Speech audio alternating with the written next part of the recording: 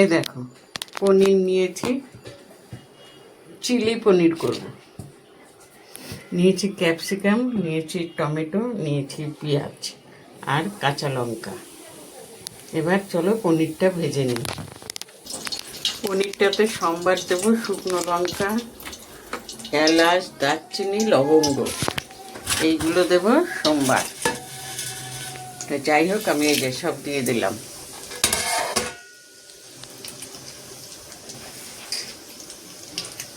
আর এই দেখো পনিরগুলো এইভাবে ভেজে নিয়েছি। এই দেখো, এবার দিচ্ছি পেঁয়াজ।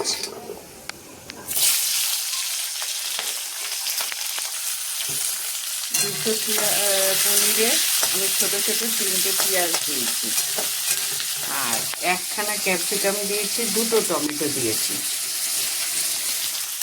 পেঁয়াজগুলো একটু ভাজা ভাজা হয়ে আসলে ক্যাপসিকামটা দেবো। ভাজা ভাজা হয়েই গেছে অবশ্য। এবার আমি ক্যাপসিকামটা দিয়ে দেবো। কি সুন্দর একটা গন্ধ বেরিয়েছে গো।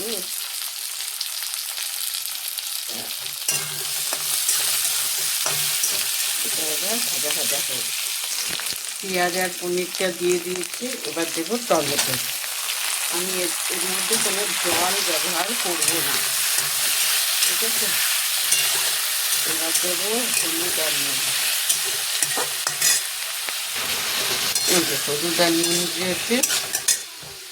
এটাকে বেশ করে নাড়বো, সেখানে টমেটোটা সেদ্ধ হয়ে যাবে।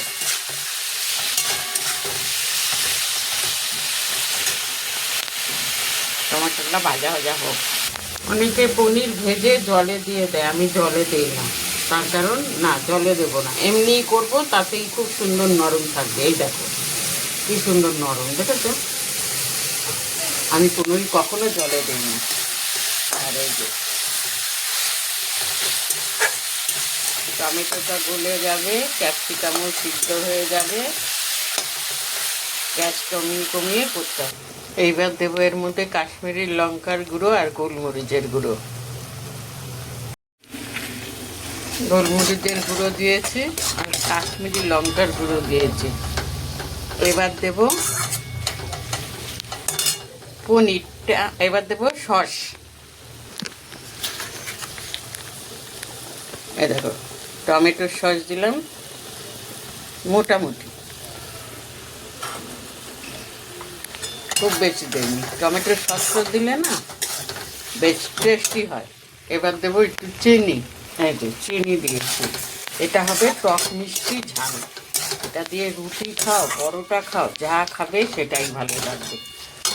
এবার আমি দিয়ে দেবো পনিরগুলো।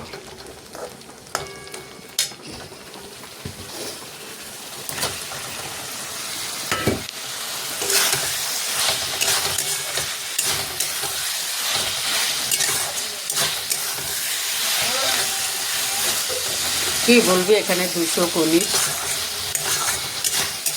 আমি না রাতে রুটি খাই দেখে না আমার খুব ঝামেলা, জানো? রাতে রুটি খাওয়ার তরকারিটা করা নিয়ে ভীষণ ঝামেলা হয়। যাই হোক, এইবার এর মধ্যে দেবো অল্প করে মাখন। মাখনটা দিলে কি হয় জানো? পনিরের টেস্ট আরও দ্বিগুণ বেড়ে যায়। ওই জন্য আমি মাখন দিই। এটা দিয়ে না আহারে রুটি খাও, পরোটা খাও, যাই খাও, দারুণ লাগে। তাহলে এবার এটা নামাবো। কি গো, চিলি পনিরটা হয়েছে বন্ধুরা।